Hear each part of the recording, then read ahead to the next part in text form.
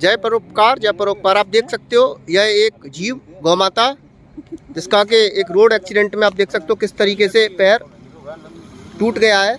बिल्कुल ही बहुत ही बुरी स्थिति है गौ माता के पैर की। आप देख सकते हो जख्म बहुत ही गहरा है।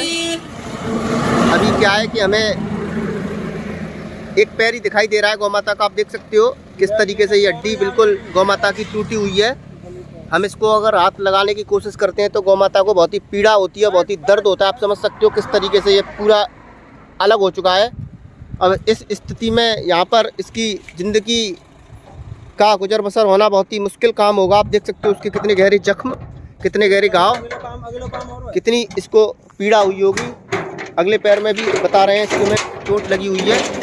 तो आगे वाला पैर भी टूट रहा है क्या इसका। अब देख सकते हो ये एक चलता हुआ रोड हाईवे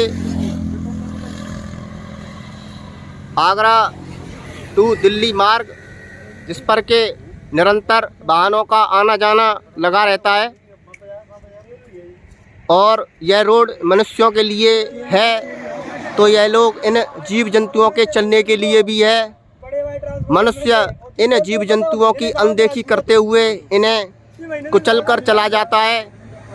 इस गौ माता को मैं समझ सकता हूँ कि हजारों लोगों ने देखा होगा, लेकिन कोई भी इसके पास रुककर इसकी मदद करने की मनुष्य नहीं सोचता है। जाने कौन सी अनोखी दुनिया में मनुष्य जीता है और जाने कौन से अनोखे कार्य की पूर्ति में लगा रहता है।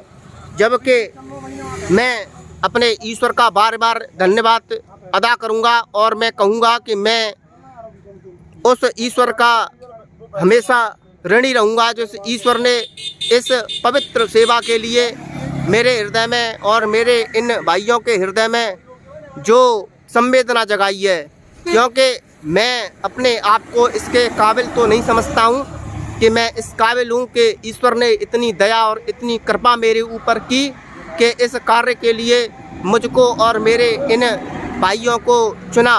क्योंकि संसार में आने का मकसद, संसार में आने का सबसे अच्छा कार्य सिर्फ यही है कि हमें अपने हृदय में दया रखते हुए बेजुबान निराश्रित घायल जीवों की या कोई भी ऐसा परेशान जन हो उसकी सहायता मदद करनी चाहिए।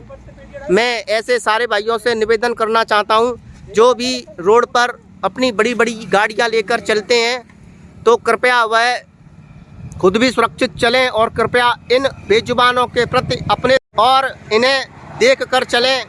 इस तरीके से अपनी गाड़ियों को न चलाएं कि आप समझ सकते हो कि यदि इसकी मदद करने के लिए यह सारे भाई आगे ना आएँ तो इसकी ज़िंदगी यह समझ लो तुम असमय तिल तिल कर कर मरने के लिए ही है। क्योंकि इसको अब कोई भी पानी पिलाने वाला, कोई भी चारा खिलाने वाला या कोई भी इसको देखने वाला भी नहीं। आप देख सकते हो निरंतर लोग रोड से निकल कर जा रहे हैं, लेकिन कोई भी यहाँ पर रुककर आपको ऐसा अच्छा व्यक्ति, या मैं बोलूँगा कि उसको व्यक्ति कहना तो एक तरीके से मनुष्यता की मजाक उड़ाना होगा। कोई भी रुककर इसका हाल जानना या इसको देखने वाला, पूछने वाला नहीं होगा। क्योंकि मनुष्य अपनी गरिमा से इतने नीचे गिर चुका है कि उसके बारे में क्या बोला जाए, क्या बखान किया जाए। जबकि सबसे ज़रूरी काम जिस मनुष्य ने भी इसको अपनी आँख से देखा होगा तो उसके लिए इसकी प्राण रक्षा से ज़्यादा ज़रूरी काम शायद मैं समझ सकता हूँ कि दुनिया में कोई और हो ही नहीं सकता है।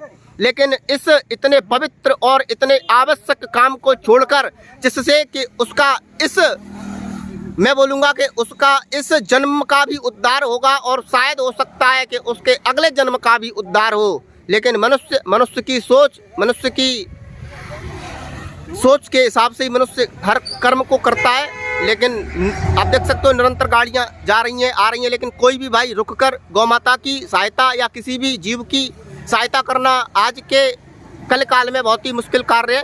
क्योंकि मनुष्य के पास इतना समय नहीं है, वह एक अंधी दुनिया की दौड़ में दौड़ता ही चला जा रहा है। मैं अपने आदरणीय डॉक्टर धर्मपाल सिंह के श्री चरणों में नमन वंदन करता हूं, जिनकी की सूचना हमें प्राप्त हुई और इस गौ माता के प्राण उनकी सूचना के द्वारा बचाए जा रहे हैं। इसी तरीके से कोई भी भाई हमारे पास तक सूचना पहुंचा सकता है।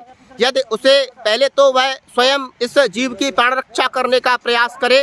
यदि वह प्राण रक्षा करने में अपने आप को सक्षम नहीं पाता है तो कृपया हमारे पास तक सूचना पहुंचाए। हमसे जितना बन सकता है इनकी प्राण रक्षा में ईश्वर ने हमें जिस लायक बनाया है उतना हम करते हैं और सदा करते रहेंगे। आप देख सकते हो गौ माता का ब्लड किस तरीके से पड़ा हुआ, आप देख सकते हो किस तरीके से कितना गहरा जख्म, पैर बिल्कुल आप देख सकते हो किस तरीके से टूटा हुआ है, हड्डी बिल्कुल टूट चुकी है, इसका पैर घाव कितना गहरा है, इसकी प्राण रक्षा खराब स्थिति।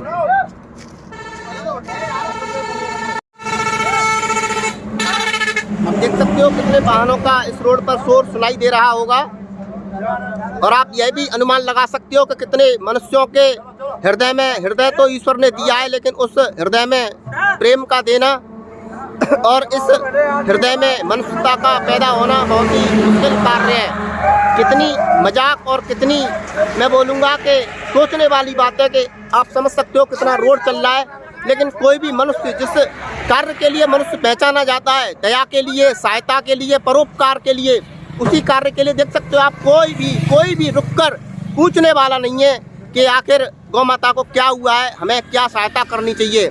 जबकि सच में जब सच्ची पूजा की, सच्ची इंसानियत की आवश्यकता होती है तो देख सकते हो लोग किस तरीके से मुँह छुपाते हैं और किस तरीके से पीछे भागते हैं। यदि यहीं पर कोई राजनीतिक कार्य या यहीं पर कोई उपद्रव का कार्य या यहीं पर कोई ऐसा कार्य हो रहा होता जिसमें कि उनका छद्म स्वार्थ पूर्ति होती तो यहाँ पर लोगों की भीड़ लगी होती, मेला लगा हुआ होता। इसी गौ माता को यदि किसी दूसरे संप्रदाय के व्यक्ति ने छू दिया होता तो यहाँ पर राजनेताओं की इतनी लंबी टीम खड़ी हुई होती जो कि हम जैसे लोगों को तो उस भीड़ में कोई स्थान भी प्राप्त नहीं होता।